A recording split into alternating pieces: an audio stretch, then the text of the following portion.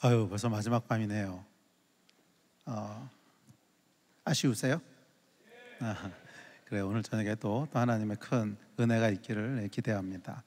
제가 원래 목소리가 굉장히 카랑카랑한데 지금 약간 성대 결절이 왔어요. 그래서 이렇게 조근조근 얘기해야 되는데 좋은 점도 있더라고요. 이렇게 조근조근 얘기하니까 집중해서 듣더라고요. 그래서 그래요. 그래도 오늘 한번 불질러 봅시다. 하나님께서 주시는 말씀이 있으니까 불질러야지. 모든 사람에게는 하나님을 향한 계획이 있습니다. 제가 오늘 밤에 이제 부탁받은 건 뭐냐면 여러분들을 이제 선교사로 헌신하고 동원시켜야 된다는 사명을 주셔서 그래서 설교 제목이 시대와 사명인데 여러분의 사명은 뭔지 모르겠고 제 사명은 여러분들을 선교지로 밀어넣는 게 이제 제 사명입니다. 저는 여러분들을 선교지로 밀어넣기 위해서 나온 사람이 아니고요. 하나님이 여러분을 향한 계획이 있으세요. 여러분을 향한 계획이 있으신데 그 계획을 영어로는 데스티니라고 부릅니다. 그러니까 데스티니는 God's plan이란 뜻인데 하나님의 계획이란 뜻입니다. 하나님께서 한 사람 한 사람을 향한 계획을 가지고 계세요. 여러분을 창조하실 때 하나님께서 대충 아무나 만드신 사람은 한 사람도 없어요. 얘는 잘 모르겠다, 그냥 대충 만들어 놓고 그 다음에 생각하자, 이런 사람 한 사람도 없고, 성경에 보면 태초부터, 그러니까 세상을 창조하시기도 전부터 한 사람 한 사람을 향한 계획을 가지고 계셨대요. 하나님께서는 파워제이세요, 그렇죠? 파워제이세요. 이게 아직 세상도 만들어 놓지 않으셨는데 사람들을 향한 계획을 다 세우셨단 말이에요. 그게 우리 하나님이십니다. 그래서 어떤 사람도 우연히 존재하는 사람 한 사람도 없고요. 또 여러분의 인생 가운데 우연이라는 건 없어요. 우연이라는 건 없어요. 하나님께서 여러분을 향한 계획을 가지고 계시고 그 계획들을 이루어 가시는 줄 믿습니다. 그래서 여러분, 가장 성공적인 인생이 어떤 인생일까? 가장 성공적인 인생, 일단 성공적인 인생의 정의가 뭔지를 좀 생각해 봐야 되는데, 일단 뭐 여러 가지 정의가 있겠지만 성공적인 인생이라고 하면 약간 딴 건 모르겠고 행복해야 돼요. 그렇지 않겠어요? 뭐 다른 사람들은 다 내 인생이 성공적인 인생이라고 그러는데 나는 더럽게 불행해. 그럼 그게 무슨 성공적인 인생이겠어요? 그러니까 성공적인 인생에 뭐 여러 가지 요소들이 있겠지만 적어도 내가 만족스럽고 행복해야 돼요.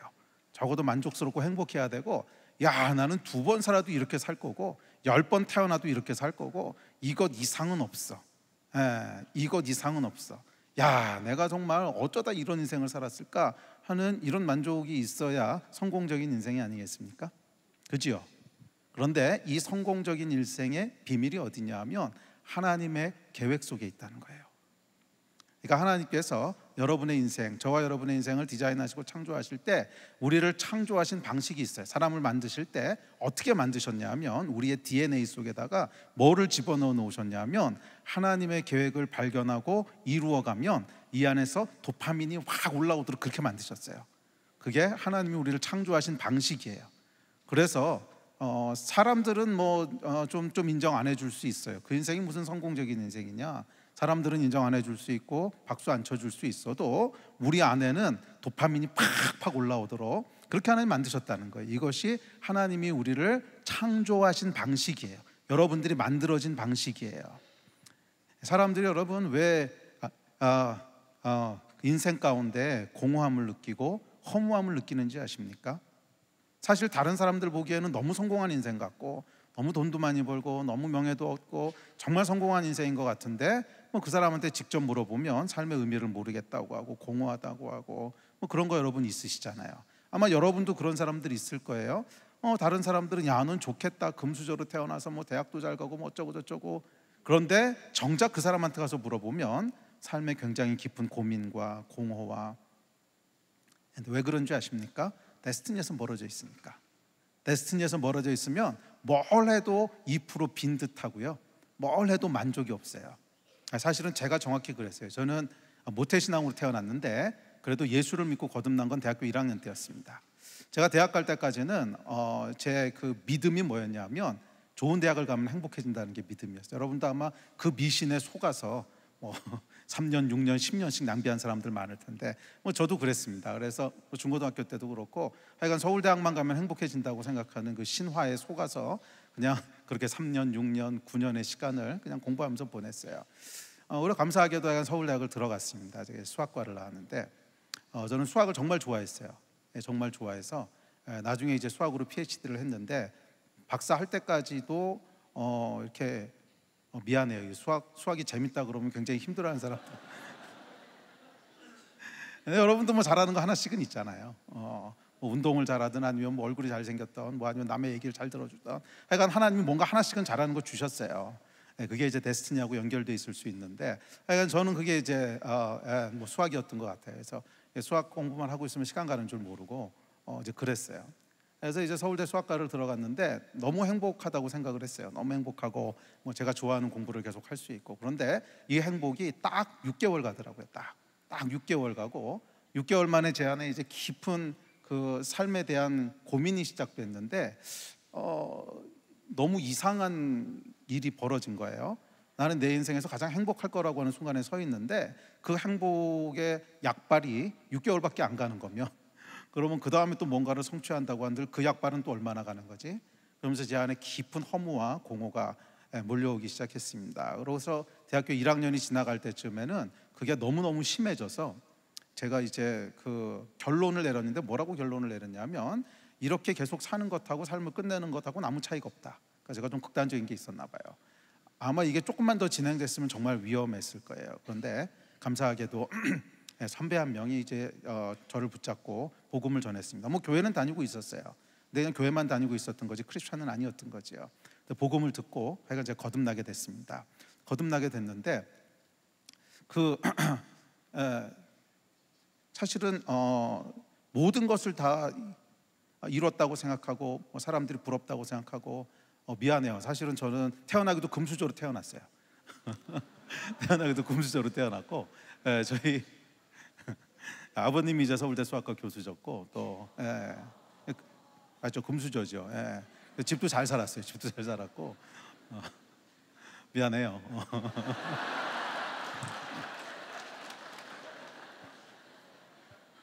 근데 뭐 내가 태어나서 그런 걸 어떡하라고. 뭐 내가 선택한 것도 아닌데 그럼에도 불구하고 그 안에 이 도파민이 올라오는 인생의 행복은 없더라고요. 그러면서 제가 20살이 되었을 때 삶의 의미가 뭔가라는 것에 대해서 깊게 고민을 하게 됐습니다. 그리고 선배 이제 그 전도를 받고는 뭐 그 자리에서는 그냥 쿨하게 나도 다 안다 그랬어요. 왜냐하면 모태신앙인데 이게 자존심 상하잖아요. 그렇지 않아요? 더군다나 저희는 조모태신앙입니다. 저희 할머님이 이제 우리나라에 처음 복음 들어왔을 때 예수 믿으셔서 아버님이 모태신앙이셨는데 저는 그 조모태신앙 아니에요. 그런데 이제 복음을 전한다고 하는 게 굉장히 자존심이 상하죠. 그래서 그 앞에서는 아유 나도 그런 거 다 안다고 그러고 돌아왔는데 밤에 자려고 노는데 고민이 되더라고요. 자려고 노는데 고민이 되고 계속 그 생각이 나고 그래서 이제 잠을 이루지 못하고 일어나 앉아서 기도를 시작했습니다. 근데 기도하면서 뭐라 그랬냐면 하나님, 저는 하나님이 계신지 안 계신지 솔직히 잘 모릅니다. 모르는데 하나님이 정말 계시다면 날 좀 도와주십시오. 난 당신이 필요합니다. 그렇게 기도하는데 그 기도에 하나님이 응답을 하셨어요. 갑자기 눈물이 쏟아지면서 펑펑 울기 시작했는데 한 2-3시간을 운 것 같아요. 그게 이제 나중에 돌아보니까 성령께서 임하신 거죠. 그땐 그게 뭔지도 몰랐는데 그리고 다음날 아침에 일어났는데 제 안에 이게 설명할 수 없는 변화가 일어났어요. 정말 설명할 수 없는 변화가 일어났는데 내가 왜 사는지를 알겠는 거예요. 나에게 창조주가 계시구나. 내 인생을 디자인한 분이 계시구나. 내 인생은 무의미한 것이 아니구나. 그 디자인하신 대로 살아가는 것이 나의 삶의 목적이구나. 여러분 건물을 지을 때 어떤 건물이 좋은 건물일 것 같으세요? 설계도대로 지은 건물이 좋은 건물입니다. 아무리 건물을 화려하게 짓고 크게 짓고 그래도 설계도에는 2층으로 되어 있는데 4층으로 올렸다. 보기는 좋지요. 하지만 오래 못 갑니다. 금방 무너져 버리겠지요. 우리 인생에도 여러분 문제가 뭐냐면 창조주가 계시다는 거야. 이게 문제야. 우리 인생을 디자인한 분이 계시다는 거예요. 그 얘기는 뭐냐면 우리가 아무렇게나 좋은 인생을 살아봐야 좋은 인생이 될 수 없다는 거예요. 포기하세요. 여러분들이 아무렇게나 좋은 인생을 산다고 해서 좋은 인생이 될 수 없다는 거예요. 우리 인생의 가장 큰 문제는 뭐냐면 인생을 디자인한 분이 계시다는 거예요. 그래서 저와 여러분의 인생은 디자인하신 분의 인생, 그 설계도를 발견하고 그것을 이루어 갈 때 행복할 수 있도록 그렇게 디자인이 돼 있어요. 그래서 여러분들 인생의 정말 만족과 행복과 의미를 알기 원하신다면 열심히 사는 것 가지고서는 절대로 이룰 수 없습니다. 아무리 열심히 사서 여러분들이 많은 것을 성취하고 많은 것을 이루고 세상 사람들이 다 부러워할 만한 성취를 이룬다고 해도 제가 예언하고 장담할 수 있습니다. 절대로 만족 없습니다. 절대로 만족 없고요. 시간이 흘러가면 흘러갈수록 공허해지기 시작할 거예요. 내가 무엇을 위해서 산 건가? 계속 시간은 흘러가는데 나이는 들어가는데 여러분 지금 20대면 잘 모르겠지만 30대, 40대, 50대 돼보세요. 그럼 이제 내가 무엇을 위해서 살았던 거고 그렇게 열심히 성취했던 것이 뭐고 온갖 쓰레기 같은 생각들이 다 밀려오기 시작합니다. 우리 인생의 제일 큰 문제는 뭐냐면 창조주가 계시다는 거야. 우리 인생을 디자인한 분이 계시다는 거예요. 그래서 빨리 항복할수록 유리합니다. 빨리 항복할수록 유리해요. 이게 나중에 항복해서 찾아가려면 갔던 것만큼 돌아와야 돼. 잘못 갔던 것만큼. 그래서 지금 하여간 오늘이 그날이 될 수 있어요.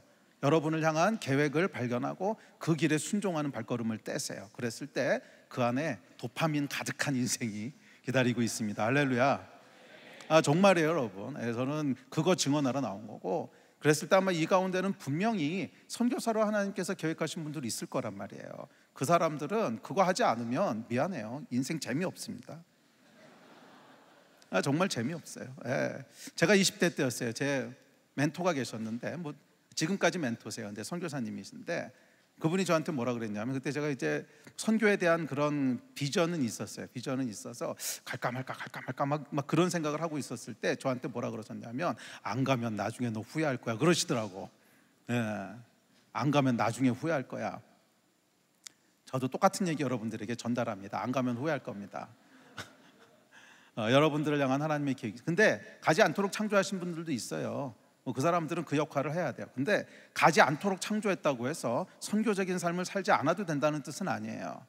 우리가 이 선교에 참여할 수 있는 방법들은 사람마다 다 달라요. 그래서 어떤 사람은 가는 걸로, 또 어떤 사람은 후원하는 일로, 또 어떤 사람은 선교적 삶을 사는 일로 다양하게 하나님 창조하셨단 말이에요. 하여간 이 모든 것들은 궁극적으로는 선교적인 것하고 연결됩니다. 왜냐하면 하나님의 궁극적인 플랜은 뭐냐면 모든 민족이 하나님께로 돌아오는 거예요. 그게 하나님의 궁극적인 플랜이세요. 모든 민족이 하나님께로 돌아오는 거예요. 그래서 여러분들이 어디서 무슨 일을 하든지 간에 궁극적으로는 이것과 맞물려 있어야 돼요. 궁극적으로는. 꼭 선교지까지 들어가지 않을 수도 있고 여기서 여러분들이 어떤 일을 감당할 수도 있고, 오케이, 다 좋은데 그것이 궁극적으로는 모든 민족이 복음을 듣고 하나님께로 돌아오는 일과 연결이 돼 있어야 돼요. 하여간 어찌됐든지 간에 여러분들을 향한 하나님의 계획을 발견하고 이루어가는 삶을 시작하십시오. 그랬을 때 그 안에 놀라운 하나님의 기쁨과 만족이 기다리고 있어요. 선물이 있을 거예요. 할렐루야. 두 번째, 데스티니를 찾아서 이루어가기 시작할 때 그 안에 뭐가 있냐면 하나님의 능력이 함께해요. 하나님의 능력이 함께해요. 저는 이제 그렇게 대학교 1학년 때 예수님을 만나고 너무 행복했어요. 너무 행복해서 6개월을 정말 울고 다녔어요. 너무너무 세상이 감격스럽고 아름다운 거야. 이렇게 나가서 이렇게 하늘만 봐도 눈물이 나오고, 나비가 날아가는 것만 봐도 눈물이 나오고 그래서 창피해가지고 제가 버스를 타면 맨날 맨 뒷자리에 탔습니다. 울 거니까. 제가 원래 이렇게 눈물이 많은 사람이 아닙니다. 제가 수학 전공했다 그랬잖아요. 저는 INTJ예요. INTJ. 그래서 이 T가 무지 센 사람이에요. 그러니까 이 감정이라는 게 거의 없습니다. 거의 없어서 심지어 제가 뭐라 그랬냐면, 중학교 때 그 영어를 처음으로 배우면서 영어 단어에는 왜 이렇게 형용사가 많냐고. 예쁘다 그러면 pretty 하나만 있으면 되는데 beautiful, cutie, pretty 왜 이렇게 많냐고. 저는 그냥 언어라고 하는 게 인포메이션만 전달하면 된다고 생각을 했지, 거기에 이렇게 아름다움을 묘사하는 형용사가 있어야 된다는 생각을 하지 못했던 사람이에요. 그런 사람이 운다는 게 기적이죠. 그래서 무슨 생각을 했냐면, 내가 목사가 돼야 되는 게 아닐까 하는 생각을 했어요. 근데 딱 하루 생각하고 집어쳤습니다. 왜냐하면 제가 말을 아주 심하게 더듬었어요. 정말 말을 아주 심하게 더듬어서 이렇게 앞에 서면 아무 얘기도 못해요. 더더더더 하다가 내려오고 그랬습니다. 그러니까 예, 그 목사나 이건 말로 먹고 살아야 되는데 무슨 말도 듣는 목사라고 하는 게 어디 있겠습니까? 그래서 이건 내 부르심이 아니야. 이건 절대 내 부르심이 아니고 나는 아마 다른 부르심이 있을 거야. 그래서 이제 제가 처음으로 이제 신앙생활을 했던 데가 캠퍼스 선교단체에서 신앙생활을 시작했습니다. 그래서 거기서 이제 전도하고 또 매일 아침 모여서 콰이트 타임 같이 하고 또 중간에 만나서 성경 공부하고, 여러분도 지금도 그거 하시나요? 하여간 그런 삶을 이제 살았는데 너무너무 재밌었어요. 해보니까 이게 너무너무 재밌어서 야, 평생 이거 하면서 살면 후회가 없겠다, 그런 생각이 들었어요. 그랬더니 하나님께서 이제 그 기도를 들으셨나 봐요. 들으셔서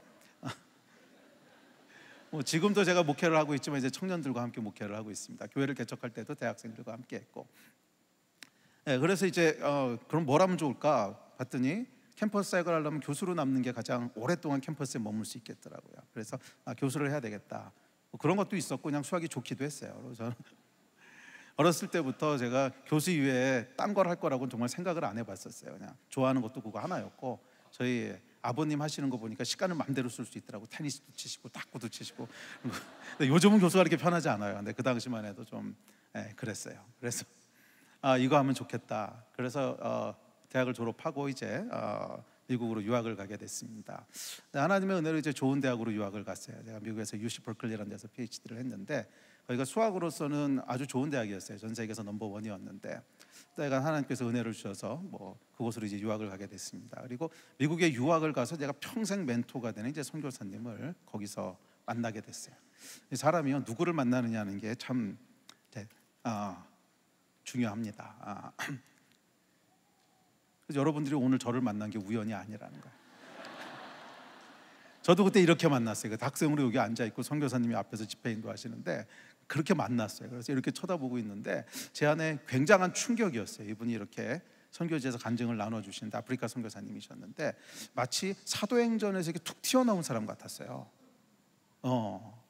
그분이 경험하신 하나님, 또 그것에 일어나는 기적들 얘기를 쭉 그냥 담담히 이렇게 나눠주시는데 이게 마치 사도행전 속에서 툭 튀어나오신 분 같으면서 어떤 생각이 들었냐면, 아니 저분이 믿는 예수님과 내가 믿는 예수님이 같은 예수님인데 왜 이렇게 다르게 느껴지지?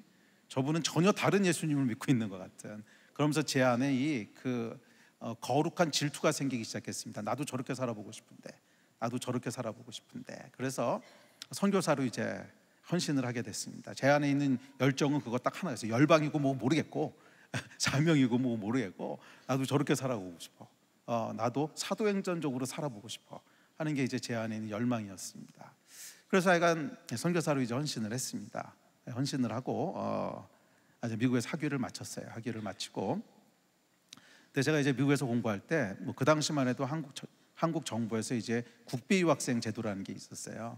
그때는 뭐였냐면 그 한국의 인적 자원들이 부족했기 때문에, 그러니까 PhD 인력이 부족하니까 국가에서 사람을 뽑아서 지원을 해줍니다. 학위하고 돌아오라고. 근데 그 지원을 받아서 이제 가게 됐어요. 그래서 그 학위를 끝마치고 나면 반드시 한국에 돌아와서 3년 동안 대학에서 일을 해야 되는 그런 의무 조항이 있었어요. 그래서 선교사로 가는데 돈 떼먹고 갈 수는 없고, 그러니까 빚을 갚아야 된다. 그래서 한국으로 돌아왔습니다. 이게 2000년이었어요.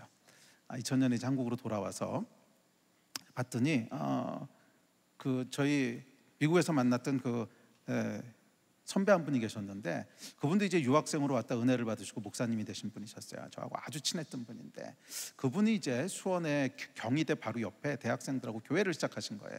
막 시작하셨어요. 그래서 그냥 저 교회에 조인해가지고서 한 3년 섬기다가 선교사로 가야겠다. 그래서 이제 조인을 했습니다. 근데 조인을 했는데 이분이 제가 조인하자마자 미국으로 돌아가셔야 될 일이 생긴 거예요. 미국 시민권자셨는데, 그러면서 교회는 개척해놓고 이제 담임 목사가 없어지는 거죠. 그러고는 저를 이렇게 불러놓더니 야, 네가 하면 되겠네 뭐 그러고 가셨어요. 제가 뭐 신나 그랬던 것도 아니고 당시에 그냥 집사였거든요. 근데 이제 그게 가능했던 게 저희 그 교회를 시작했던 사람들이 다 선교단체 출신들이야. 뭐 IVF 출신, 그다음에 UBF 출신, 내비게이터 출신 뭐 이런 사람들이 하다 보니까 감이 없어요. 감이 없어서 그냥 네가 하면 되겠네 뭐 그러고 그냥 가신 거예요. 그래서 저는 말이 안 된다고 생각했죠. 말이 안 된다고 생각했고 또 말을 심하게 더듬기 때문에 그러니까 저는 목사는 아니라고. 근데 이제 함께 그 교회를 개척했던 집사님 몇 분이 우리 기도는 해보셔야 되지 않냐고. 들어보니까 그래요. 그래서 알겠다고 기도해보겠다고. 그래서 뭐 기도하러 기도원에 올라갔습니다. 기도원에 올라가면서 뭐라고 기도했냐면 하나님, 제가 목사를 하는 게 하나님의 뜻이면 그게 제 데스티니면 알아듣게 확실하게 초자연적으로 말씀해 주십시오. 대충 감동이 있다 이런 걸로는 안 됩니다. 네, 초자연적으로 말씀해 주시면 제가 믿고 순종을 하고 아니면 그냥 원래 계획대로 3년 있다 선교사로 가겠습니다. 그러고 올라가면서 제 안에 믿음이 있었어요. 그런 음성은 절대로 들릴 리가 없다. 저는 굉장히 이 보수적인 데서 신앙생활을 해서 평생 해왔던 게 그냥 성경 공부하고 전도하고 제자 훈련하고 하는 거였지 무슨 뭐 성령의 음성을 듣고 이런 거하고 아무 상관없이 그렇게 살아왔던 사람이에요. 그러니까 뭐 그런 음성은 들릴 리가 없지. 그렇게 해서 올라갔는데 기도원에서 3일째 되는 날 평생 처음으로 하나님께서 이렇게 특별하게 말씀하시는 경험을 하게 됐습니다. 근데 그게 뭐냐 하면 저의 데스티니에 대한 거였어요. 네.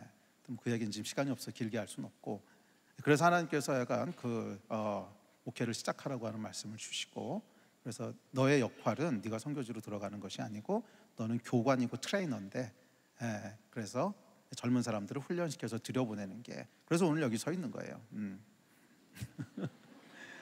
저는 여러분들을 절벽에서 밀어뜨리는 게 제 역할입니다. 오늘 설교 제목이 있잖아요. 시대와 사명. 시대는 모르겠고 제 사명은 여러분을 밀어서 떨어뜨리는 겁니다. 그래서 약간 그렇게 하나님의 이제 그 제 데스티니에 대한 말씀을 하셨고, 그래서 창졸간에 정말 목회를 시작하게 됐습니다. 진짜 창졸간에. 그래서 기도원에서 내려와서 이제 교회에다 그 얘기를 나누고 목회하는 게 맞는 것 같다고. 그래서요 딱 일주일만이었어요. 딱 일주일 만에 담임 직분도 없어요. 담임 집사. 그렇지, 뭐 신학교를 다닌 것도 아니야, 뭐 전도사 안수를 받은 것도 아니야. 그냥 담임 집사로 이제 목회를 시작하게 됐던 게 25년이 됐습니다. 그렇게 해가 목회를 시작하게 됐어요. 시작하게 됐는데 문제는 이제 설교입니다. 이게 말도 듣는 사람이 설교를 어떻게 하겠어요? 한 번도 해본 적도 없고 훈련 받아본 적도 없고, 토요일이 됐는데 잠을 못 자겠더라고요. 이게 큰일 난 거야. 내일부터 설교를 해야 되는데 이 도대체 설교를 할 수 있는 상황이 아닌 거죠. 이게 앞에 서기만 하면 더더더 하는 사람이 무슨 설교를 하겠어요. 그래서 밤새도록 무서워가지고 잠도 못 자고 밤새도록 기도하다가 그러다 아침이 되니까 막 원망이 나오더라고요. 하나님 왜 나만 미워하십니까? 좀 말 잘하는 사람들 많은데 왜 나만 붙잡아다 이런 거 시키시냐고. 그러다 이제 시간이 더 흐르니까 살려달라고 바뀌더라고. 살려주십시오. 한 번만 살려주십시오. 그리고 이제 9시가 됐어요. 그래서 설교를 하러 가서 딱 섰는데 정말 지금도 잊혀지지가 않는 게, 딱 서는 순간이요 거짓말처럼 말 듣는 게 다 없어졌어요. 지금 말 잘하잖아요. 심지어 성대결절인데도 이렇게 낭낭한 목소리로 빠르게 얘기할 수 있는, 완전히 없어졌고요. 완전히 고치셨어요. 저도 놀랐고 집사람도 놀라고. 제가 이 일을 통해서 깨달은 중요한 진리가 있습니다. 데스티니에는 돌파하는 능력이 있어요. 왜냐하면 하나님의 계획이니까. 사람이 하겠다면 막힐 수도 있어요. 사람의 능력이 모자랄 수도 있고 재수가 없을 수도 있어요. 그런데 하나님이 하겠다고 하는 걸 누가 막아요? 하나님이 하겠다고 하는 걸 누가 막아요? 막을 수가 없어요. 막을 수가 없어요. 성경은 이 얘기로 가득 차 있습니다. 성경에 보면 여호수아서에 보면 모세 출애굽기를 보면 모세의 데스티니는 백성을 데리고 출애굽하는 거죠. 근데 출애굽했더니 그 앞에 홍해가 가로막고 있습니다. 어떻게 됐죠? 갈라져 버렸잖아요. 여호수아는 가나안을 요단강을 건너가서 가나안을 정복하는 거예요. 근데 그 땅에 들어가 봤더니 여리고성이라고 하는 큰 성이 있습니다. 어떻게 됐죠? 무너져 버렸잖아요. 이게 성경이 우리에게 전해주는 메시지예요. 우리가 우리의 데스티니로 들어서게 되면 제가 예언할 수 있습니다. 누구든지, 모세뿐 아니라 여호수아뿐 아니라 누구든지 우리의 데스티니를 발견하고 그리로 발을 떼어서 들어가면 홍해가 있으면 갈라지는 거고요. 여리고가 있으면 무너지는 겁니다. 이게 성경의 원리입니다. 왜? 하나님의 계획을 누가 막아요?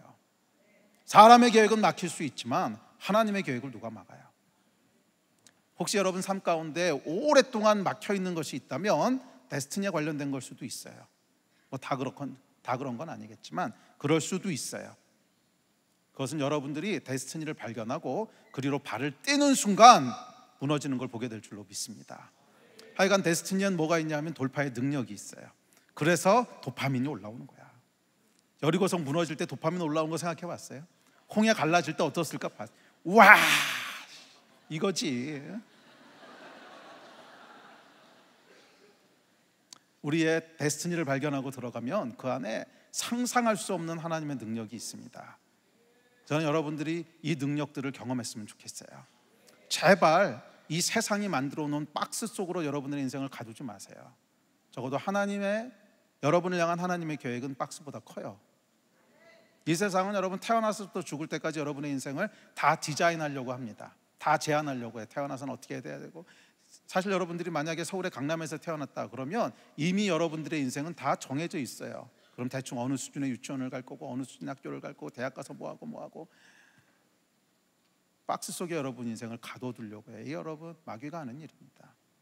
위대한 하나님의 계획을 다 무산시켜버리려고 하는 박스 속에 여러분들의 인생을 가두지 마세요. 적어도 하나님은 그것보다 큰 계획을 가지고 계시고 여러분을 통해서 여러분이 생각하는 것보다 더 크고 위대한 일을 행하실 겁니다. 박스 속에 여러분 인생을 가두지 마세요. 그 얘기 뒤에서 조금 더 하겠지만 박스를 벗어나려고 할 때는 두려움이 있어요. 마치 죽을 것 같아요. 마치 죽을 것 같아요. 인생이 끝장날 것 같은 두려움이 있어요. 그런데 괜찮아요. 사실 저도 교수위에 제가 다른 걸 안 하겠다 그랬잖아요. 교수위에 생각해 본 적이 없다 그랬죠. 그런데 선교사로 헌신을 했습니다. 근데 헌신할 때랑 진짜로 발을 뛸 때랑은 완전히 다른 얘기입니다. 선교한국도 아마 그 통계가 있는 거로 제가 아는데 선교 헌신하겠습니다 그러고 헌신한 사람 중에 진짜 선교지로 들어가는 비율이 얼마나 되는 줄 아세요? 제가 알기로 한 자릿수입니다. 8%인가 9%인가. 10명 중에 9명은 헌신을 했지만 발은 안 떼요. 제가 왜 그런지 너무 잘 알아요. 제가 헌신을 하고 들어왔지만 실제로 이제 목회를 하고 교수라고 하는 잡을 포기하고 하려고 했을 때는 너무너무 두렵더라고. 너무너무 두려워서 잠이 안 오더라고요.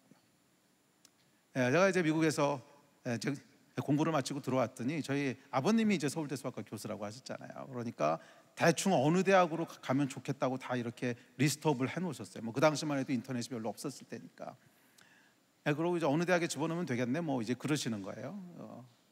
근데 저는 이제 지원을 안 하겠다고 서원을 하고 들어왔기 때문에 내가 알아서 할 테니까 아버지 신경 쓰지 말라고. 그래서 돌아섰어요. 돌아섰는데 그 중에 한 대학이 있었는데 제가 좀 수학에서도 독특한 걸 전공했습니다. 위상 수학이라고, 토폴로지라고. 요즘은 그거 전공한 사람들이 이제 많아졌는데 그 당시만 해도 이제 한국엔 그거 전공한 사람이 아주 극소수였어요. 아주 극소수였는데 서울에는 아주 좋은 대학에서 그 토폴로지로 교수를 뽑는 거예요. 그러니까 그건 지원하면 그냥 될 것 같더라고. 왜냐하면 1대1이야 지원율이. 전공한 사람이 그 당시에는 아주 적었기 때문에. 근데 필요하기는 하고. 그러니까 그건 그냥 지원하면 경쟁이 거의 없을 것 같더라고요. 아주 좋은 대학이었어요. 그래서 이제 거기를 지원하지 않겠다고 서원을 하고 왔으니까 근데 불안하더라고. 그래서 지원서를 받아왔어요. 지원하겠다는 건 아니었어. 근데 혹시 모르니까 그래서 이제 원서를 다 썼습니다. 원서만 쓰면 되는 게 아니고 서류를 다 떼야지. 성적증명서, 졸업증명서 다 떼었어요. 지원하겠다는 건 아니었어요. 혹시 모르니까. 그래서 이제 완벽하게 다 이렇게 서류를 갖추고 딱 붙여서 사인을 했어요. 지원하겠다는 건 아니에요. 혹시 모르니까. 그래서 이제 완벽하게 준비를 해놓고 내일이면 이제 끝나는 거예요. 내일까지 지원하지 않으면 끝나는 건데 잠이 안 오더라고. 무서워가지고서 이거 지원 안 하는 게 맞나? 이렇게 내가 괜히 객기 부렸다가 나이 50쯤 돼가지고 후회하는 거 아닌가? 이건 별의별 생각이 다 들어요. 밤에 하여간 잠을 못 이루고 이제 일어나가지고 앉았습니다. 그래서 기도하면서 하나님 굉장히 무섭습니다. 제가 헌신을 했지만 실제 발을 떼는 게 이렇게 힘든지 몰랐습니다. 그러면서 제가 정말 미친 거 아닌지 모르겠네요. 그랬더니 천둥같이 하나님의 말씀이 임했습니다. 미친 거 맞다 하고 그러시더라고요. 그러면서 성령께서 뭐라 그러시냐면, 원래 하나님의 사람은 다 미친 사람이라고. 바울도 미쳤고 베드로도 미쳤고 다 미쳤지 제정신으로 그거 했겠냐고. 들어보니까 맞아. 이게 제정신으로 했겠어요 그거를. 바울이 돌아다닌 길들 여러분 못 가보셨죠? 그거 바울이 돌아다닌 그 토러스 산맥 넘어가는 거 제가 한번 해봤는데, 그 미친놈 아니면 못합니다. 그게 맨정신으로 할 수 있는 길이 아니에요. 그 당시 무슨 뭐 차가 있는 것 같은, 걸어서 다녔는데. 예, 베드로도 미쳤고 바울도 미쳤고 어차피 다 미친 거라는 거예요. 미치지 않고는 하나님 따라갈 수 없다는 거예요. 미치셔야 돼요. 미치셔야 된다고. 그래서 이건 그 얘기를 듣고는요, 제가 거기서 그 서류를 쫙 하고 찢었습니다. 찢어서 딱 버리고, 그리고 제 인생의 이막이 시작됐습니다. 그러고 나서 제 나이가 딱 50 됐을 때예요. 50 됐을 때 이제 새벽 기도가 끝나고 교회 앉아서 이렇게 기도를 하고 있는데, 갑자기 가만히 있어, 내가 지금 나이가 몇이지? 보니까 50이더라고요. 근데 성령께서 뭐라 그러시냐면, 너 그때 뭐라고 기도했는지 기억나니? 이런 생각을 들게 하시는 거예요. 그래서 예, 50대에서 후회하면 어떡하지? 이 기도했었다고. 그랬더니 뭐라 그러시냐면, 후회되냐? 그거 물어보시는 거예요. 아이고, 후회는 무슨 후회예요. 전 10번 태어나도 이거 할 거고요, 100번 태어나도 이거 할 거고, 이것 이상의 인생은 없습니다. 이것 이상의 인생은 없습니다. 최고로 행복하고 최고로 만족스럽고, 이게 여러분 데스티니의 축복이에요. 제가 50대 됐을 때 뭐 유명한 목사에서 그랬던 거 아닙니다. 뭐 지금도 유명하지 않지만 그때는 더욱더 무명이었고요, 교회도 조금 했고요, 뭐 지금도 크진 않지만 돈도 별로 못 받았고, 그래도 제 안에 비교할 수 없는 만족이 있더라고. 이거 얻으면 되는 거 아니에요? 아멘이십니까? 그런 인생들 사시는 여러분 되시기를 주의 이름으로 축원합니다. 자, 그다음에 이제 데스티니에 중요한 특징이 있는데, 중요한 특징은 시대적인 사명하고 맞물려 있다는 거예요. 그 너무 당연한 것이, 만약에 우리가 해야 되는 사명이 19세기의 일이었다면 하나님은 우리를 19세기에 태어나게 하셨겠지. 우리가 해야 되는 게 영국에서 뭔가 해야 되는 일이라면 영국에서 태어나게 하셨겠죠. 하나님께서 왜 21세기에 한국에 있게 하셨을까? 실수가 없으신 분이 시대적인 사명하고 맞물려 있다는 거예요. 그러니까 저와 여러분은 이 시대에 하나님이 우리 한민족에게 주시는 사명을 함께 풀어가야 될 데스티니가 있습니다. 어떤 방식으로든지 그것하고 연결이 돼 있어요. 여기서부터 동떨어져 있지 않다는 거예요. 그래서 데스티니는 굉장히 공동체적입니다. 굉장히 공동체적이에요. 우리 한민족을 향한 하나님의 계획이 있으신데, 뭐 여러 가지 계획이 있겠지만 저는 가장 중요한 계획 중에 하나는 열방의 축복이 되는 계획이라고 믿습니다. 100년 전에 여러분, 110년 됐군요 이제. 이 땅에 복음이 들어오지 않습니까? 그리고 그 복음이 이 나라와 이 민족을 어떻게 바꿨나 생각해 보세요. 이 데스티니의 돌파라고 하는 것은 여러분 민족적으로도 역시 동일합니다. 제가 어렸을 때만 해도 한국이 얼마나 못 살았냐면, 달걀 하나 먹기가 힘들었어요. 정말 달걀 하나 먹기가 힘들었어요. 제가 이제 금수저라 그랬잖아요. 제가 잘 사는 집이었거든요. 그래도 어렸을 때 달걀 먹는 게 소원이었어요. 그게 이렇게 매일 먹을 수 있는 게 아니었어요. 그만큼 가난했습니다. 한국이 1950년대 전쟁 끝나고 나서 60년대, 70년대 될 때까지 전 세계에서 두 번째로 못 사는 나라였던 거 아십니까? 아프리카에서 원조가 왔었어요. 뭘 보냈나 모르겠어요. 무슨 바나나 보냈나 본데.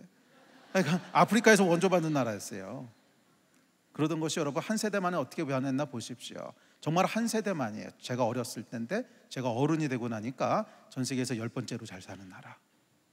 유례가 없는 일입니다. 이게 유례가 없는 일이에요. 이 일이 왜 일어났는 줄 아십니까? 한국이 하나님을 향한 계획 가운데로 들어가기 시작한 거예요. 첫째는 기도하기 시작하고, 둘째는 선교사들을 파송하기 시작합니다. 열방의 축복이 되게 하시려는 하나님의 계획을 실행하기 시작하는 거예요. 무섭게 기도하기 시작하고, 그렇잖아요. 70년대, 80년대 무섭게 기도하기 시작했습니다. 정말 그분들 기도는 무서웠어요. 저희 부모님 세대 기도는요 무서웠어요. 제 친구 장로님 한 분 계신데, 장로님 이제 그 부모님이 이제 시골에 사세요. 하루는 전화 걸어서 뭐 하세요 어머니? 그랬더니 기도하고 있었다 그러시더래요. 다음번엔 점심 때 전화를 걸어서 어머니 뭐 하세요? 그러니까 기도하고 있었다. 다음에 저녁에 전화 걸어서 어머니 뭐 하세요? 기도하고 있었다. 뭐가 좀 이상하더래요. 왜 하필이면 전화 걸 때마다 기도하고 계실까? 그래서 하루는 물어봤대요. 어머니 도대체 기도를 하루에 몇 시간 하세요? 그랬더니 글쎄다 13시간. 그러니까 이분은 기도가 디폴트야. 기도하다 잠깐 나와서 일 보고 들어가셔서 기도하고, 기도하다 잠깐 나와서 밥 차려주고 기도하시고, 그냥 기도가 일상의 디폴트인 거예요. 그런데 그런 분들이 많았어요. 그런 분들이 많았어요. 그래서 제가 무섭다 그런 거예요. 진짜 무섭게 기도하기 시작합니다. 그랬더니 한국에 뭐가 일어나요? 선교사들을 보내기 시작하잖아요. 80년대 선교사들을 파송하기 시작하는데 말도 안 되는 일이었습니다. 80년대 우리나라에 무슨 돈이 있다고 선교사를 파송해요? 네, 저의 멘토 되시는 그 선교사님도 한국의 1세대 선교사님이신데 파송되고 후원금 딱 2달 받았대요. 2달 받고는 끝. 한 번도 후원금이 안 와. 갈 수가 없는 상황이야. 한국 교회도 돈이 없고 보내려 그러면 외환법도 복잡해가지고 보낼 수도 없고. 하여간 그런 시대에 정말 생명 걸고 선교, 그러면서 이게 줄을 이어 선교사로 나가기 시작합니다. 정말 줄지어 선교사로 나가기 시작하면서 한국을 향한 하나님의 계획이 궤도에 올라서기 시작하잖아요. 그리고 무슨 일이 일어났어요? 기적이 일어나지 않습니까? 가나안이라고 하는 여리고 장벽이 무너지기 시작하잖아요. 그 가운데 여러분들이 태어난 거예요. 할렐루야. 자, 하나님이 행하시는 일인 줄 믿습니다. 그래서 하여간 우리가 행하는 일들은 이 시대적인 사명하고 관련이 있습니다. 자, 그렇다면 이 시대적인 사명을 어떻게 분별할 수 있을까? 시대를 읽는 눈이 필요합니다. 시대를 읽는 여러 가지가 있는데 뭐 시간이 없어서 다 할 수는 없고, 그 중에 하나는 무대를 올려다보는 거예요. 역사의 주관자는 하나님이세요. 그래서 역사의 무대 위로 불어 올리시는 사람들이 있어요. 불러 올리시는 민족들이 있어요. 예를 들어서 4세기에 로마 제국에 가장 핫한 뉴스는 뭐였는지 아세요? 야만족들의 침입이었습니다. 그러니까 로마 제국이 있고 그 주변에 이제 다른 민족들이 살았는데 로마에서는 이들을 야만족들이라고 불렀습니다. 그런데 로마가 강했을 땐 괜찮았는데 로마 국력이 약해지면서 이 야만족들이 자꾸 로마 안으로 침투해 들어오기 시작합니다. 전쟁에 침입해 들어오기 시작하는 거예요. 그러니까 여러분 얼마나 큰 뉴스였을까 생각해 보세요. 계속 전쟁이 일어나는 거니까. 그러다가 결국 475년도에 이제 로마가 이들에 의해서 멸망당하죠. 점령당합니다. 그러면서 이들이 이제 로마 제국 안으로 들어와서 새로운 유럽의 주인이 되는데, 이들이 누구냐면 앵글로색슨족, 그다음에 고트족, 그다음에 게르만족, 이런 사람들이에요. 여러분 눈치채 계셨지만 지금 독일 사람들, 영국 사람들, 스페인 사람들, 이런 사람들이에요. 이들이 이제 새로운 유럽의 주인이 됩니다. 그리고 나서 딱 100년이 지나면 이들이 다 예수 믿게 돼요.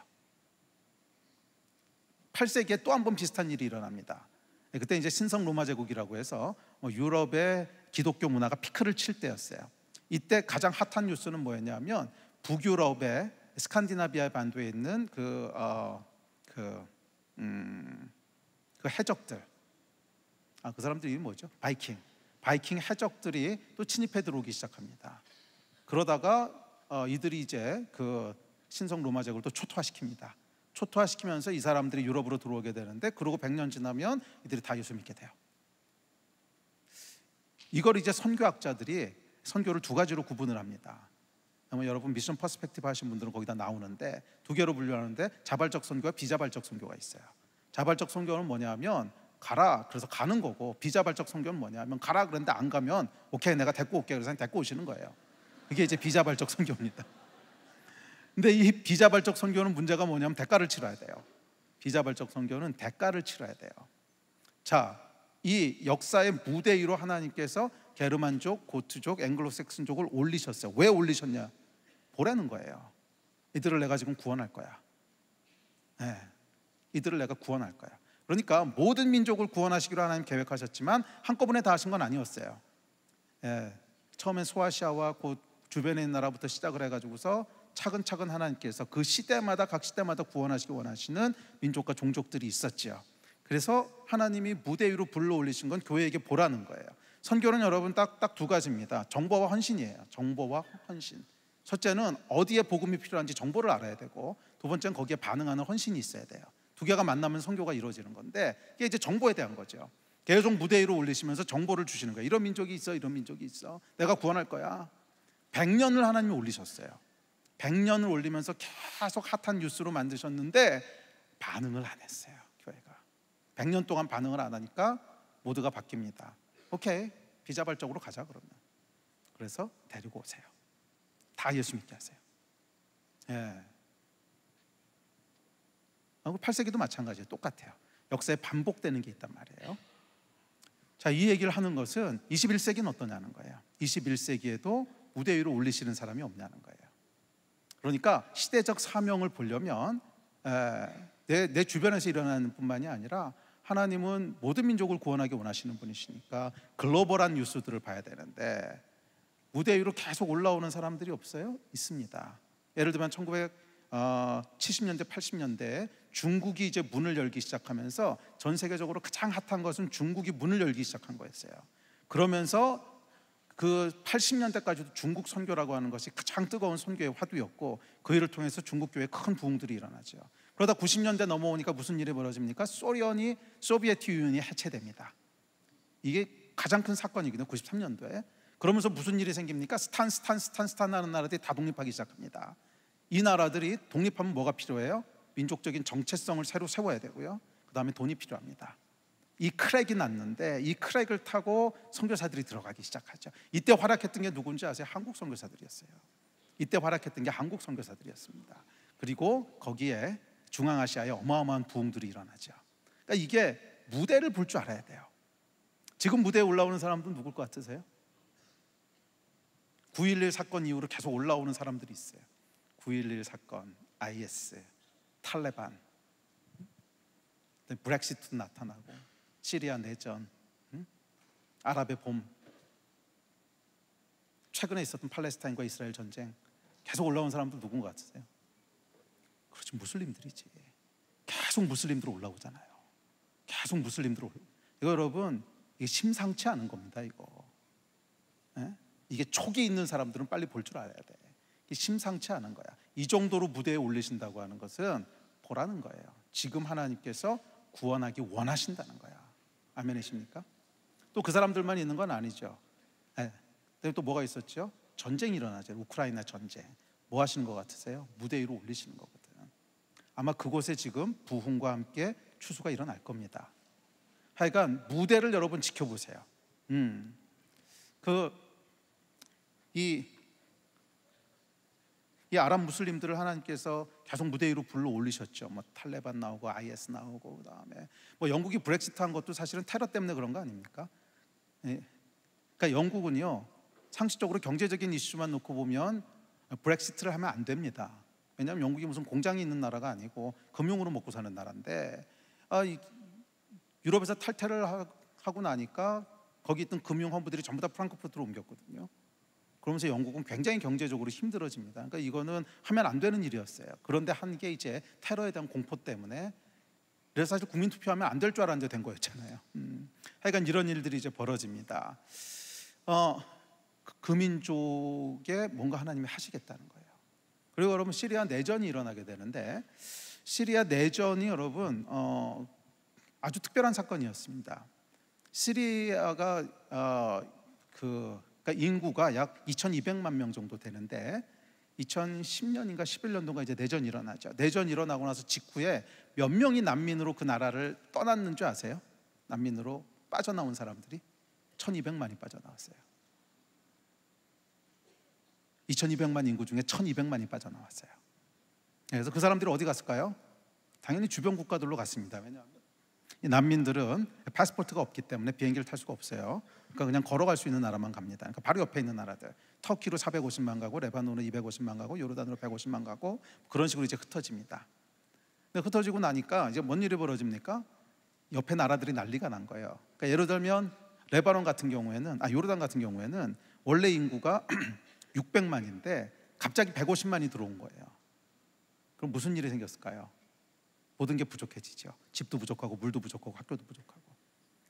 레바논은 더 심합니다. 원래 인구가 450만인데 250만이 들어왔어요, 난민이. 말이 안 되는 상황이 벌어진 겁니다. 넓은 땅도 아닌데. 그러니까 뭐 물도 부족해, 뭐도 부족해, 아무것도 없어요. 그러니까요, 나라가 난리가 납니다. 난리가 나서 특별히 레바논 같은 경우에는 난민 지구를 딱 이렇게 정해놓고 거기를 절대로 떠나지 못하게 합니다. 왜? 떠나면 사회가 붕괴될 것 같으니까. 딱 그 안에 묶어둡니다. 베카벨리라고 하는 데다 묶어두고 거기서 지금 10몇 년 지났는데 아직도 거기 묶어두고 있어요. 그리고 이 사람들은 정말 아주 기본적인 생활을 합니다. 아이들은 교육도 못 받고 일거리도 없고 난민들에게 주는 거 그냥 간신히 먹고 사는 그런 삶을 사는데, 그 가운데 무슨 일이 벌어지냐면 저희가 원래 시리아에 이제 선교팀이 있었습니다. 시리아에 선교팀이 있었는데 그 팀이 이제 내전 나는 바람에 난민이 됐습니다. 난민을 섬기는 게 아니고 얘네들이 난민이 됐어요. 그래서 저희 팀이 이제 난민으로 넘어오게 됐는데, 그 전에 여기까지만 합시다. 예. 그래서 난민으로 넘어오게 됐는데, 그러고 나서 시리아 난민들을 보니까 이제 고향 사람 같은 거죠. 같이 넘어왔으니까. 그래서 도와주기 시작했습니다. 그래서 담요도 갖다 주고 먹을 것도 갖다 주고, 그러다가 조심스럽게 복음을 전하기 시작했는데 너무 쉽게 예수를 믿는 거예요. 시리아에 있을 때는 그렇게 지독하게 안 믿던 사람들이 막 너무 쉽게 예수를 믿는 거예요. 그러다 나중에는 매일매일 영접하는 사람이 나오게 됐습니다. 그래서 너무 이상해가지고서 이렇게 둘러보니까 저희만 그런 게 아니고 다 그런 거예요. 한국 선교사, 미국 선교사 할 거 없이 다들 엄청난 열매들을 보고 있는 거예요. 그러고서 뭘 깨달았냐 하면 추수가 시작됐네. 추수가 시작됐네. 그러면서 진짜로 추수가 시작된 거예요.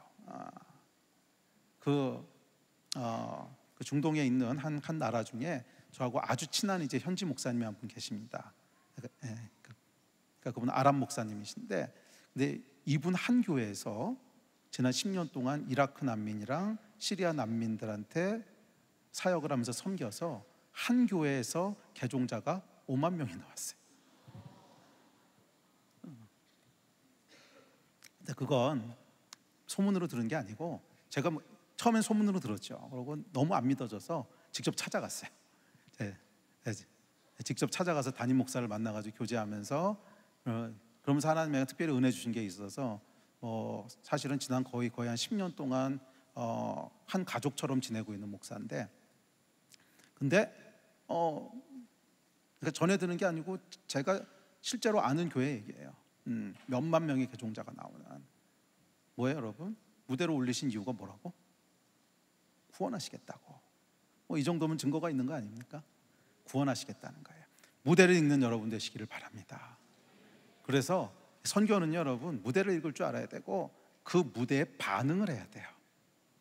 아무리 무대를 읽어도 아무도 반응하지 않으면 그러면 이제 모두가 바뀝니다. 뭘로? 비자발적. 그렇게 되지 않기를 주의 이름으로 축복합니다. 자, 그 다음에 또 이 시대를 읽기 위해서는 중요한 키워드들이 있습니다. 중요한 키워드들이 있는데 이런 키워드들을 잘 볼 줄 아셔야 돼요. 이 시대에 중요한 키워드들이 몇 개 있습니다. 근데 그걸 다 알 수는 없고 중요한 거 몇 개만 뽑으면, 예를 들면 빠른 변화의 속도가 있어요. 빠른 변화의 속도. 지금은 여러분 굉장히 변화가 빨리 일어나는 시대입니다. 굉장히 변화가 빨리 일어나는 시대이기 때문에 전문가들은 뭐라 그러냐면 지금은 변화가 검증의 속도를 따라잡은 시대라고 얘기합니다. 변화가 검증의 속도를 따라잡았대요. 그 이야기가 무슨 뜻이냐 하면 검증할 시간이 없다는 거예요. 그러니까 과거에는 어땠냐면 예를 들면 TV라는 게 처음 나왔어요. 그랬을 때는 아이들이 TV를 많이 보고 자라면 어떻게 될까? 그거는 TV를 보고 자란 애들이 커봐야지 이제 데이터가 나오는 거죠. 그래서 TV를 하루에 몇 시간 보고 자랐던 애들 보니까 어떤 문제가 있더라. 이렇게 해서 데이터가 나오는 건데, 지금은 이제 스마트폰을 많이 보고 자란 애들은 어떻게 될까?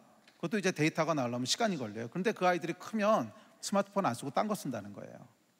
그러니까 이게 검증할 시간이 없다는 거예요. 그래서 학자들은 지금은 굉장히 불안한 시대라고 얘기를 합니다. 굉장히 불안한 시대인데 검증할 수 없는 길을 계속 가야 돼요. 그래서 앞에 뭐가 있는지를 모르고 그냥 가는 겁니다. 그래서 여러분 지금은 더욱더 중요한 게 뭐냐면 성령님의 인도하심을 따라가는 거예요. 저는 거기에 대한 믿음이 있습니다. 저는 이제 수학을 한 사람이기 때문에 당연히 데이터를 좋아합니다. 저는 당연히 데이터를 좋아하고요. 데이터 모으는 것도 좋아하고 데이터 분석하는 것도 좋아하고 너무 좋아하는데 그것만 가지고 안 돼요. 지금 데이터 분석해봐야 다 올드 데이터야. 다 올드 데이터이기 때문에 그 데이터 분석해서 전략을 세우잖아요. 그러면 이미 현장이랑은 안 맞아. 이미 현장은 딴 거 하고 있단 말이에요. 물론 이제 선교지 따라서 조금씩 다르긴 해요. 변화가 느리게 일어나는 지역들도 있어요. 그러니까 예를 들어서 아프리카 같은 경우에는 훨씬 변화가 느리게 일어나기 때문에 뭐 그런 데는 좀 다를 수 있는데, 그래도 전반적으로 봤을 때는 굉장히 변화의 속도가 빠릅니다. 아까 얘기했던 아랍권 같은 경우에는 지금 뭐 어마어마한 속도로 변화가 일어나고 있기 때문에 그런 곳에 대해서는 여러분들이 하여간 성령의 인도하심을 따라가셔야 돼요. 저희 간증 하나 나눌게요. 저희 이제 중국으로 들어가기로 돼 있었던 선교사가 한 명이 있었어요. 저희 교회 이제 대학부 디렉터였던 선교사였는데, 근데 이 친구가 이제 대학부 디렉터 하던 사역을 이제 그만하고 올 가을에 이제 그때 2008년이었는데 2008년 가을에 중국 신장 위구르 지역으로 파송되도록 이제 결정이 됐습니다. 그래서 들어갈 지역도 정하고 또 거기 있는 선교사님들도 전부 다 컨택하고 집도 구해놓고 뭐 그랬어요. 그런데 하루는 이제 새벽 기도가 끝나고 나서 기도를 하고 있었는데, 그날 오후에 전도사가 찾아왔어요. 그래서 목사님, 그래서 왜? 그랬더니 오늘 너무 이상한 일이 있었습니다 그러는 거예요. 그래서 뭔데? 그랬더니 새벽 기도가 끝나고 저기 뒤에서 이제 기도하고 있었는데 갑자기 교회에서 기도하다 눈을 딱 떴는데 자기가 딴 데 와 있더라는 거예요. 저도 어디 듣도 보도 못한 일이지 이게 정말. 딴 데 와 있더라는 거예요. 그래서 이게 어디지? 그러는데 갑자기 예수님이 나타나셔서는 자기 손을 붙잡고 이렇게 쫙 하늘을 날아갔다는 거예요. 환장하겠지 정말.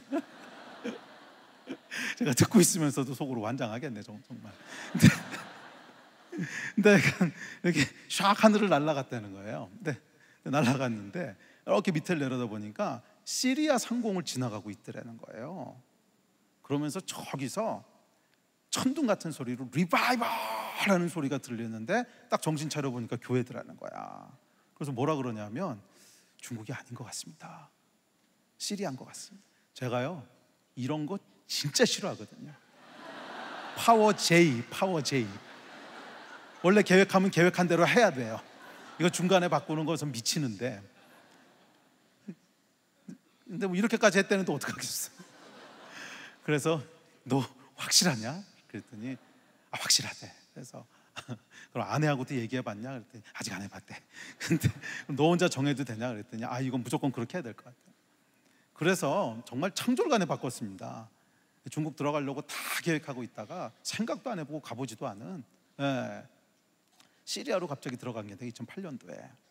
그렇게 들어가서 한 2, 3년 언어 배우고, 근데 이 친구가 이제 기본적인 은사가 복음 전도자예요. 그래서 계속 언어 배우고 난 다음에 이제 복음 전하는 일들을 조심스럽게 했는데, 당연히 개종자는 한 명도 없죠.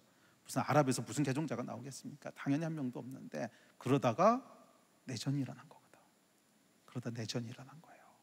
그래서 그 옆 나라로 피신을 했는데, 감사한 것은 저희가 언어도 다 배우고 있었고 문화도 다 적응이 끝났고, 그러니까 바로 사역을 할 수 있는 거예요. 그래서 바로 난민들을 섬기기 시작하면서 저희가 정말로 리바이벌이 일어나는 걸 본 거죠. 와, 이게 리바이벌이구나. 이렇게 일어나는구나. 저는요 그 시리아 사람들 가운데 일어난 리바이벌을 이제 보면서 정말 개인적으로 뭐라고 생각했냐면, 여기서 하나님이 내 인생을 걷어가셔도 여한이 없다는 생각이 들더라고. 내 평생에 이런 걸 볼 거라고는 생각을 못했어요. 아랍에서 이런 걸 볼 거라고 하는 건 생각을 못했었기 때문에, 정말 제가 뭐라 그랬냐면 2019년도에 제가 이제 병원에 갔더니 폐암인 것 같다고. 그래서 큰 병원 가라고. 그래서 서울대병원 갔더니 조사해 보더니 폐암이니까 수술하시라고. 그래서 진단을 받고 이렇게 딱 나왔습니다. 나왔는데 무슨 생각이 들었냐면 내 인생이 여기서 끝나는 걸 수도 있겠네. 그러고 곰곰이 앉아서 생각하는데 정말 아쉬움이요, 정말 1도 없어요. 내 인생 가운데 하나님이 선교사로 부르시고 또 선교적인 목회를 하게 하시고 중동으로 인도하시고 아랍으로 인도하셨을 때만 해도 거기에 열매가 나올 거라고는 기대도 안 하고 있었고, 아랍에서 무슨 열매가 나오겠습니까? 그냥 가라 그랬으니까 가는 거지. 그런데 이런 부흥을 볼 거라고 하는 건 생각도 못 해봤고, 이런 부흥을 정말요, 정말 후회가 1도 없었고 완벽한 만족이 있었고, 할렐루야. 그러고 아직 살아있잖아요. 그 얘기를 해야지. 그래서 수술 받으러 이제 갔어요. 갔더니 마지막으로 한 번만 더 찍어보자고, 그러고 찍어보더니 아무것도 없다고 가라고. 그래서 그냥 나왔습니다. 그때 폐암 진단 받고요, 수술할 때까지 한 2달 정도 있었는데 사실 2달 정도 제가 중동가 있었어요. 그 벌려놓은 일들이 너무 많아가지고서 그래서 일을 잔뜩 하고 그다음에 이제 돌아와서 수술 받아야지 갔더니 없더라고. 이 여러분, 성령의 인도하심을 따라가지 않았다면 그런 열매를 봤을까? 저희가 내전이 일어났네, 그러면 뭐 해야 되지? 들어가서 언어 배우고 뭐 어쩌고 저쩌고, 그럼 골든타임 다 지나갔죠. 이런 하나님의 역사를 본 것은 우리가 알지 못하지만 그냥 하나님이 가라고 하셨을 때 순종해서 가는 거예요. 아마 여러분 인생 가운데는 분명히 하나님이 그렇게 인도하시는 때가 있을 겁니다. 내가 왜 가라 그러신지도 모르겠고 거기 가서 뭐 할지도 모르겠고, 근데 그냥 하나님 부르셔. 거기는 여러분 다 뜻이 있어요. 계산하지 말고 가세요. 지금은 계산해서 답 안 나옵니다. 어차피 계산해봐야 계산대로 가보면 이미 거긴 또 딴 거 하고 있단 말이에요. 그러니까 그 검증의 속도가 변화의 속도가 검증의 속도를 따라 먹어버렸기 때문에 어차피 계산해가지고 답 안 나옵니다. 복잡하게 머리 굴리고 계산하지 말고 하나님 부르시면 그냥 움직이세요. 그게 가장 정확한 길입니다. 아멘. 그 다음에 또 이 시대의 특징 중에 하나가 지식 접근의 용이성입니다. 시간 없으니까 넘어가자.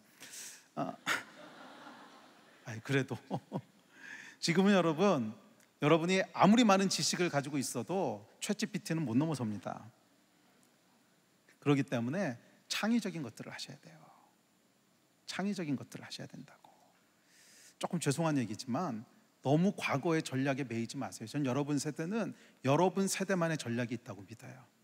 과거에 물론 우리 선배분들이 하셨던 거에 대해서는 존중함이 필요합니다. 그분들은 그 시대의 선지자들이었어요. 그 시대에 하나님 하시는 일들을 믿음으로 따라가셨던 분들인데, 지금 이 시대가 그 모습을 카피한다고 해서 똑같은 역사가 일어나지는 않습니다.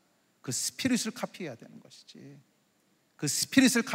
것이지, 그 모양을 카피한다고 역사가 일어나지는 않아요. 지금 이 시대에는 여러분 세대를 향한 하나님의 계획이 있어요. 창의적인 일들을 좀 시도해 보세요. 좀 사고를 좀 쳐보시라고. 너무 그렇게 온순하지 말고 좀 펴봐요. 좀 펴봐. 아멘. 그래야 거기서 브레이크스루가 나올 겁니다. 그냥 똑같은 거 카피하는 걸로는 여러분 해답이 나오지 않습니다. 이미 인터넷이나 이미 뭐 AI나 이런 걸 통해서 이미 세상은 다 그쪽으로 갔기 때문에 그냥 여러분들이 배운 거 열심히 한다고 해서 할 수 있는 시대가 아니고, 선교도 마찬가지입니다. 저는 하나님께서 주시는 굉장히 창의적인 계획들이 있을 거예요. 아마 기존 선교의 눈으로 봤을 때는 저게 무슨 선교야 하는 마음이 들 수도 있어요. 하지만 저는 그게 정말 하나님이 하시는 일이라면 응원하고 싶어요. 물론 그렇게 하는 거 10개 중에 9개는 망할 거예요. 그러나 한두 개라도 성공하면 거기서 하나님의 역사가 일어난단 말이에요. 거기서 하나님의 역사가 일어난단 말이에요. 아멘. 좀 창의적인 삶을 사세요. 너무 그렇게 기존에 있는 것들에 매이려고 하지 마시고 창의적인 일들을 시도해보는 여러분 되시기를 바랍니다. 아멘. 그다음에 이제 세 번째로 기억하셔야 될 건, 여기까지만 하면 뭐 거의 될 것 같은데, 선교 중심축의 이동입니다. 선교 중심축은 지금까지 계속해서 이동해 왔어요. 그래서 근대 개신교 선교의 시작은 물론 영국에서 시작을 했지만 시간이 지나고 나니까 중심축이 미국으로 옮겨가고 그리고 다시 한국으로 옮겨오고 계속 중심축이 이동해 갑니다. 그런데 지금은 이제 뭐 한국에서는 선교 자원들이 잘 안 나오죠. 잘 안 나오는데 아시아에 가보면요, 지금 어마어마한 일들이 일어나고 있습니다. 뭐 중국 교회 부흥은 여러분들 너무 잘 아시고, 중국에서는 1000만 선교사를 보내겠다고 지금 말이 1000만이지 1000만이면 우리나라 개신교 인구 전체 다 합친 것만큼 많은데, 하여간 그런 선교사를 보내겠다는 거고, 실제로 지금 선교지에 가보면 중국에서 나온 선교사들이 굉장히 많습니다. 과거랑 달라요. 굉장히 많은 중국 선교사들이 나와서 지금 활동하고 있고, 또 필리핀 같은데 보면 이 필리핀은 이제 메이드 사역을 하죠. 그래서 특별히 아랍 국가들 같은데 가보면 가정부로 또 아이 키우는 자로 뭐 그렇게 들어가서 놀라운 사역들을 하고 있습니다. 인도네시아도 지금 부흥이 굉장히 큽니다. 제가 사실 20년 전에 처음으로 인도네시아에 선교사들을 파송할 때만 해도 그런 상황이 아니었고 굉장히 열악한 상황이었는데, 지난 20년 동안에 하나님께서 많은 역사들을 일으키셔서 인도네시아도 지금 선교사를 보내겠다 그러고, 몽골에서도 큰 부흥이 있었습니다. 난 몽골의 부흥이 21세기, 20세기 말부터 21세기의 가장 큰 부흥 중에 하나인 것 같은데, 하여간 몽골에도 엄청난 부흥이 일어나면서 몽골 사람들은 태생이 그냥 노메릭 피플들입니다. 그냥 유목민이기 때문에 예수 믿는 순간 그럼 어디로 가야 됩니까? 이러고 물어보더라고요. 예수 믿는 순간 난 어느 나라로 가야 됩니까? 정말 그러더라고요. 그러니까 이 사람들은 그냥 몸에 배 있죠. 하여간 이런 역사들이 지금 사방에서 일어난단 말이에요. 그래서 이게 글로벌하게 봤을 때 한국은 뭐 선교적으로 좀 침체되고 있다고 얘기하지만 하나님의 나라가 침체되고 있지는 않아요. 하나님의 나라가 침체되고 있지는 않아요. 오히려 아시아권이나 이런 나라들, 아시아 플러스 남미에서도 지금 비슷한 일이 일어나는데, 하여간 아시아와 남미 같은 데를 보면 제3세계에서 심상치 않은 움직임들이 있습니다. 굉장한 선교적인 부흥이 일어나고 있고, 그런 상황 가운데 서 있습니다. 그런데 여러분, 이 나라들의 공통적인 특징이 뭔지 아세요? 열정은 있는데 뭘 해야 될 줄은 몰라요. 열정은 있는데 뭘 해야 될 줄은 몰라요. 한국이 처음에 선교의 불을 받고 선교의 일을 시작할 때는 미국이 있었어요. 그리고 미국은 6.25 때 우리나라를 도와준 우방이야. 그러니까 그냥 마음이 열려 있었어요. 미국이 한다 그러면 다 좋은 거야. 그리고 그런 그 강한 어떤 커넥션을 통해서 미국 선교의 모든 유업들을 한국이 물려받으면서 사실은 선교의 바톤을 이어받습니다. 그런데 지금 아시아에서 일어나는 일은 무슨 일이 벌어지고 있냐면 대부분이 미국이랑 사이가 안 좋은 나라들이에요. 중국부터 시작을 해서. 그래서 이거를 바톤을 이어받을 사람이 없어요. 근데 참 신기한 게 아시아에 있는 모든 국가들이, 대부분의 국가들이 지금 어떤 영적인 부흥을 보고 있는데 한국만 한 시대 빨리 일어났어요. 왜 그랬을까? 하나님이 계획하신 게 있는 거 아니에요? 한국만 한 시대 빨리 빼놨단 말이에요. 지금은 한국이 그 역할을 감당해야 되는 때라는 거예요. 우리 믿음의 선배들이 맨 땅에 헤딩하면서 읽어놨던 믿음의 유업들이 있는데 여러분들은 다른 역할을 하게 될 거예요. 여러분들은 맨 땅에 헤딩하는 역할들이 아니라 어떻게 보면 사병이 아니라 장교의 아이덴티티를 가지고 뒤따라오는 수많은 아시아 사람들을 끌고 갈 수 있는 퀄리파이가 되어 있는 거예요. 야, 여러분, 이게 정말 얼마나 놀라운 기회인지 아십니까? 우리 믿음의 선배들은 상상도 못했던 일이에요. 우리 믿음의 선배들은 선교지에 들어가면 아이고, 백인만 선교사라 그러는 시대에 노란 황인이 하나 와가지고 잘 껴주지도 않은 거 무시당하면서 그렇게 하던 시대였는데, 지금은 여러분 시대가 바뀌어서 어떤 시대가 된 줄 아세요? 여러분들이 리더가 돼서 뒤따라오는 수많은 아시아 사람들, 중국 사람, 인도네시아 사람, 필리핀 사람, 대만 사람, 몽골 사람, 그 사람들을 이끌고 갈 수 있는 이 놀라운 유업으로 하나님 인도하셨단 말이야. 이 유업이 여러분 그냥 주어지는 게 아니라 우리 믿음의 선배들이 피 흘려가며 눈물을 흘려가며 세워놓은 그 위에, 발판 위에 하나님께서 이제 본격적인 기회를 주신 거예요. 야, 저는 이 본격적인 기회 앞에서 한국 선교가 수그러든다면 너무 안타까운 거지. 이제 드디어 꽃을 피울 수 있는 때가 왔는데.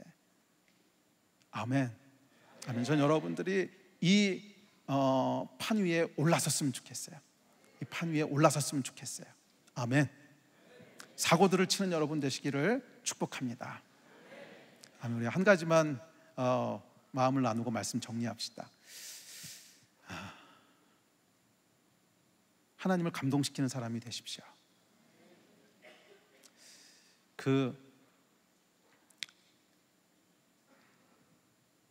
제가 한 10몇 년 전이었던 것 같아요. 한 15년 됐나? 그 미국에 이제 일이 있어서 갔다가 시간이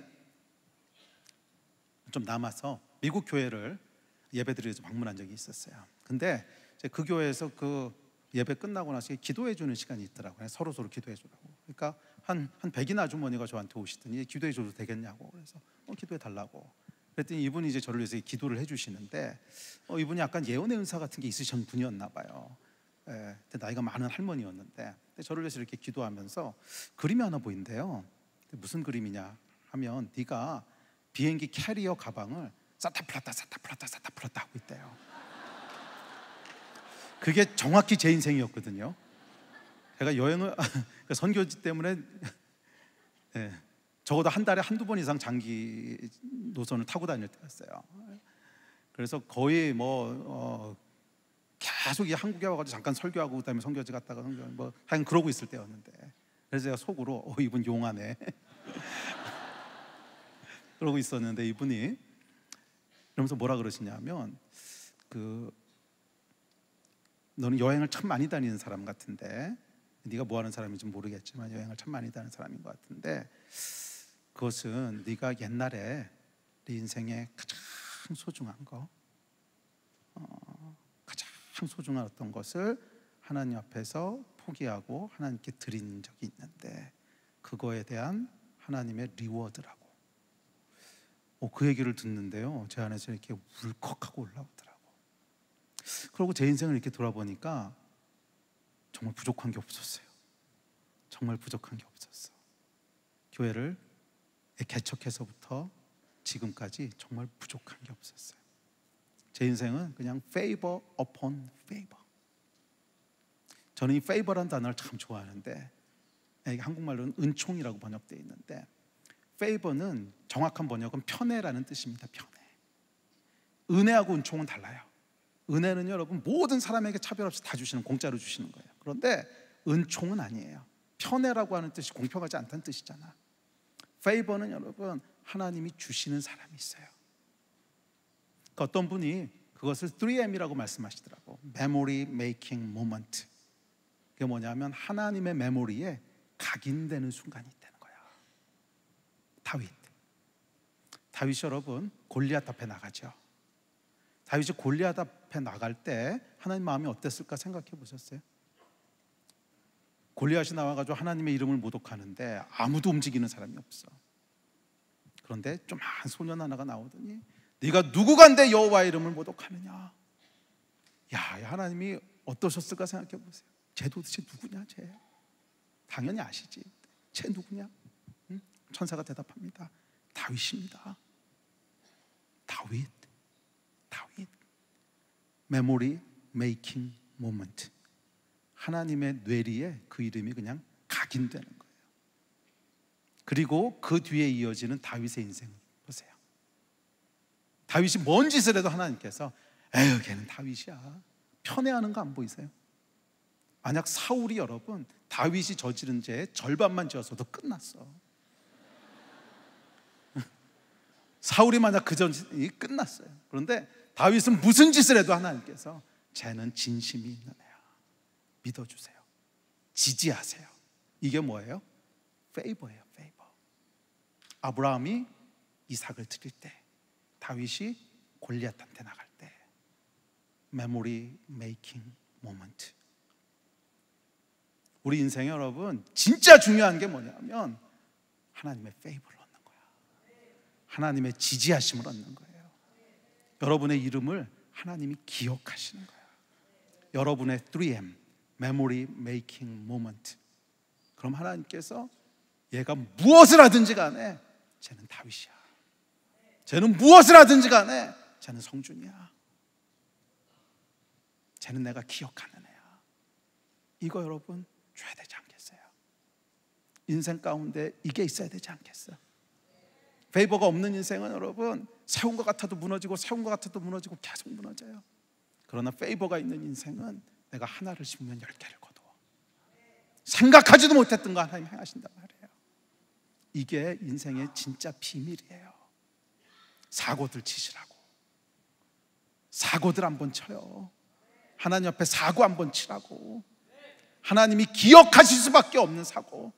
쟨 도대체 누구냐? 쟨 도대체 누구냐? 하나님을 감동케 하는 이거. 이게 여러분 저와 여러분의 인생을 전혀 다른 차원으로 인도합니다.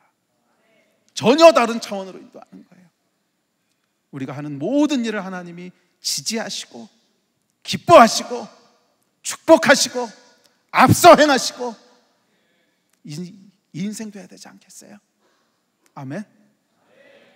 우리 하나님의 놀라운 속성은 뭐냐 하면 빚지고는 못 살아. 우리가 하나를 드리면 10개 주시는 분이시오. 예? 하나 드리면 하나 받아먹고 좋다 이런 분이 아니야. 우리가 하나를 드리면 10개 100배로 갚지 않고는 참을 수 없는 분이 우리 하나님이세요. 우리가 하나님을 위해 행하는 모든 일들, 사실 그 하나님한테 뭐 얼마나 되겠어. 우주를 지으신 분이신데 하나님이 원하시는 것은 그 마음, 하나님을 향한 우리의 마음. 쟤는 도대체 누군데 저러고 있는 거냐. 이 마음을 얻는 것이 우리 인생의 진짜 성공 아니겠습니까? 그런 놀라운 인생들 다 사는 여러분 되시기를 주의 이름으로 축원합니다. 우리 기도합시다.